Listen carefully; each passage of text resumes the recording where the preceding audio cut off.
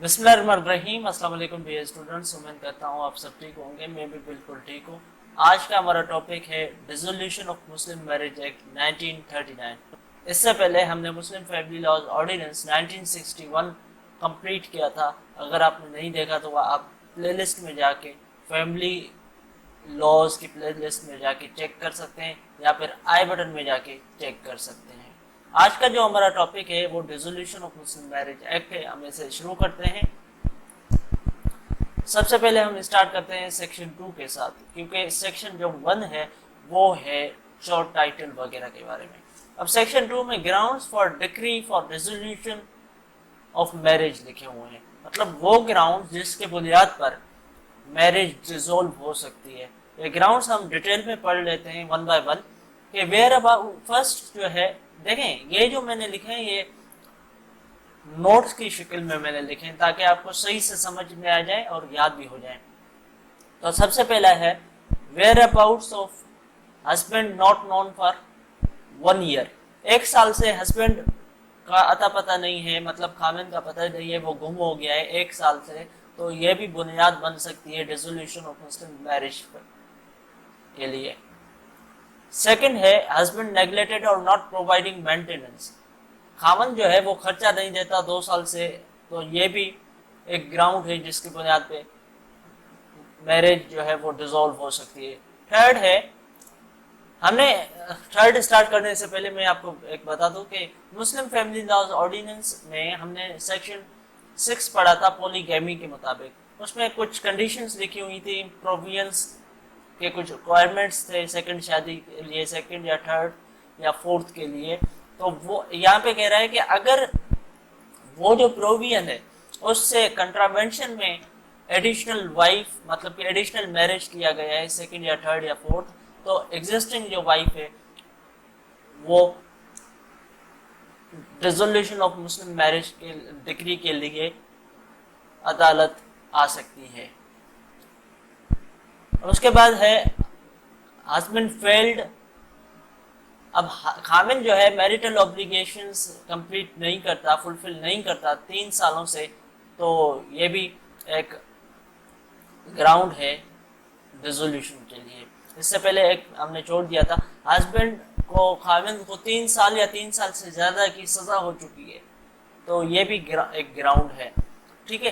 اب ہسبینڈ جو ہے وہ at a time of marriage اور ابھی تک، خامن جو ہے شادی کے ٹائم اور ابھی تک جو ہے نامرد ہے، تو یہ بھی ایک گراؤنڈ ہے جس کی بنیاد پہ میرج جو ہے وہ ڈیزولو ہو سکتی ہے۔ یا تو پھر ہسبینڈ جو ہے وہ انسین ہو چکا ہے، پاگل ہو چکا ہے، 1 سال سے پاگل ہے اور سفرنگ فرام لیپروسی اینڈ ویرولنٹ ورڈبل ڈیزیزز، تو یہ بھی مطلب کہ اس میں بیماری ہے ایسی، تو اس بنیاد پر بھی میرج ڈیزولو ہو سکتی ہے۔ Option of property. Option of property کیا ہے یہ ہم نے پڑھ رکھا ہے، اور اگر آپ نے وہ ویڈیو نہیں دیکھی تو آئی بٹن میں جا کے آپ وہ ویڈیو دیکھ سکتے ہیں۔ آپشن آف پراپرٹی میں نے ویڈیو بنا رکھی ہے، آپ دیکھ سکتے ہیں۔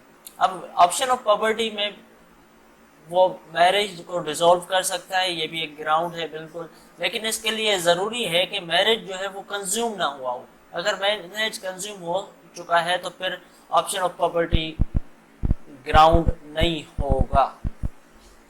لیان مطلب کہ ہسبینڈ جو ہے وہ اپنے خامن جو ہے اپنے بیوی پہ تہمت لگائے زنا کا، اور جو وائف ہے بیوی ہے وہ اسے ایکسپٹ نہیں کرتی ہے، تو یہ بھی ایک گراؤنڈ ہے۔ اس کے بعد خاوند کریولٹی، مطلب کہ خاوند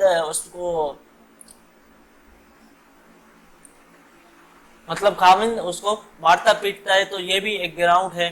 اس کے علاوہ خاوند اسالٹ کرتا ہے، یا پھر خاوند جو ہے وہ کسی وومن آف ایول ریپیوٹ کے ساتھ ایسوسیٹ ہو چکا ہو، یا پھر خاوند اپنی بیوی کو امورل لائف گزارنے کے لیے فورس کرتا ہو۔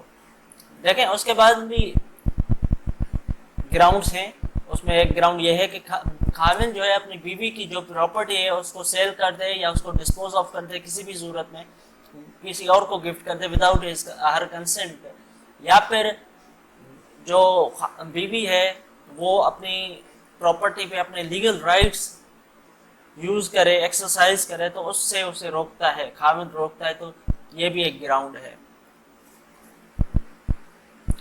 سیکنڈ لاسٹ یہاں پہ گراؤنڈ ہے obstructs her in her religious practice، مطلب کہ بیوی نماز پڑھتی ہے یا قرآن پڑھتی ہے یا کوئی روزہ رکھتی ہے تو اس سے روکتا ہے خاوند، تو یہ بھی ایک گراؤنڈ ہے۔ ان کیس اگر ایک سے زیادہ بیویاں ہیں تو اس خاوند کے کیا کرنا ہے، ایکویلٹی کرنا ہے۔ اب ایکویلٹی اگر وہ نہیں کرتا تو اس بنیاد پہ بھی میرج ریزولو ہو سکتی ہے۔ اس کے بعد خاوند جو ہے ٹیمپرامنٹلی صحیح نہیں ہے اور وائف جو ہے بیوی اس کے ساتھ نہیں رہنا چاہتی یا انیبل ہے اس کے ساتھ نہیں رہنا چاہتی، تو یہ بھی ایک گراؤنڈ ہے جس کی بنیاد پہ شادی کو ڈیزولو کیا جا سکتا ہے۔ یہاں پہ کچھ پروویزو لکھے ہوئے ہیں سیکشن 2 کے، جو کہ میں نے پی پی ٹی میں نہیں لکھے، لیکن یہ میں آپ کو بتا دیتا ہوں ایسے ہی کہ اگر فار سپوز جیسا کہ ہم نے پڑھا کہ ایک گراؤنڈ وہ تھا جس میں اگر خاوند کو سزا مل جاتی ہے تو پھر اس میں بھی degree for the dissolution of marriage issue ہو سکتی ہے، پاس ہو سکتی ہے، لیکن یہاں پہ پروویزو میں لکھا ہوا ہے کہ ڈگری تب پاس ہوگی جب جو امپریزمنٹ ہے یا جو پنشمنٹ ہے یا سینٹنس جو ہے وہ فائنل ہو جائے۔ فائنل ہونے کا مطلب یہ ہے کہ وہ جو اپیل میں اگر کیس چل رہا ہے تو اپیل بھی ختم ہو جائے، سپریم کورٹ تک اپیل جو ہے وہ ختم ہو جائے، یا اپیل داخل ہی نہیں ہوئی اور اپیل کا جو لمیٹیشن ہے وہ ختم ہو گیا، تو اس کا مطلب ہے سینٹنس فائنل ہو گیا اور اس کے بعد وہ ڈگری پاس ہو سکتی ہے۔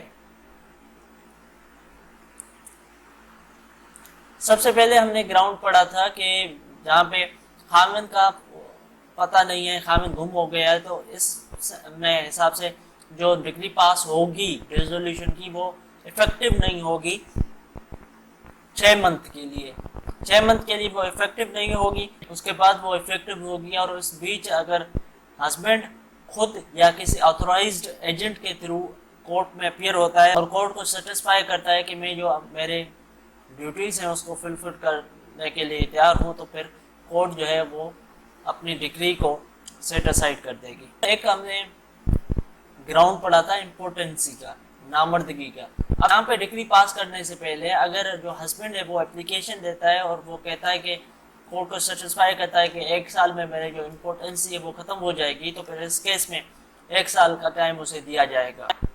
اب سیکشن 3 ہے، سیکشن 3 میں ہے notice to be served on heirs of the husband when the husband's whereabouts are not known.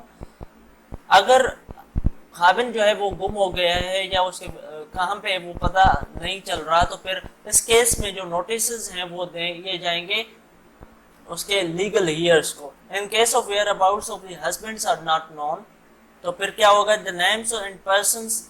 the names and addresses of the persons who would have been heirs of the husband under Muslim law if he had died on the date of filing of plaint shall be stated in the plaint۔ اب جو planet وہ ہوگی جہاں پہ degree کے لیے، اب جو پلینٹ ہوگی ڈگری کے لیے for the resolution of Muslim marriage act, اس میں جو اس کے لیگل ہیئرس کے ہسبینڈ کے اس کے نام اور اس کے ایڈریسز لکھے جائیں گے، اور ان لیگل ہیئرس کو نوٹس کر دیا جائے گا۔ اس کے بعد وہ جو لیگل ہیئرس ہیں ان کے پاس رائٹ ہے کہ اسے اس سوٹ پہ سنا جائے۔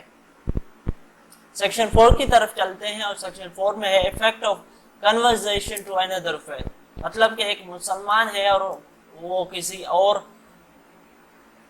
مذہب میں چلا جاتا ہے، اس کیس میں کیا ہوگا۔ یہاں پہ لکھا ہوا ہے renunciation of Islam by a married Muslim woman or her conversion to faith other than Islam shall not by itself operate to dissolve her marriage. اب ایک مسلمان عورت ہے جس کی شادی ہوئی ہے، اب وہ کسی مطلب کہ کرسچنٹی میں چلا جاتے ہیں یا کسی اور مذہب میں چلا جاتی ہے، تو یہ بذات خود میرج کو ڈیزولو نہیں کرے گی، لیکن اس کے لیے کیا کرنا پڑے گا، اس کے لیے جو وومن ہے وہ انٹائٹلڈ ہے کہ سیکشن 2 کے تحت جو گراؤنڈز مینشنڈ ہیں اس میں وہ جا کے डिसॉल्व करवा दे अपनी मैरिज को, ठीक है। यहाँ पे प्रोवाइडेड राइट में लिखा हुआ है कि ये जो प्रोविजन है सेक्शन के, वो उस औरत में अप्लाई नहीं होगी जो कि दूसरे मज़हब से इस्लाम में आया है और फिर उसके बाद उसने अपना पुराना मज़हब को मान लिया है या एक्सेप्ट कर लिया है या बिलीव कर दिया है, तो उसमें उस औरत में ये सेक्शन की प्रोविजंस नहीं लगेगी। अब सेक्शन 5 है, section 5 right to Dover not to be affected.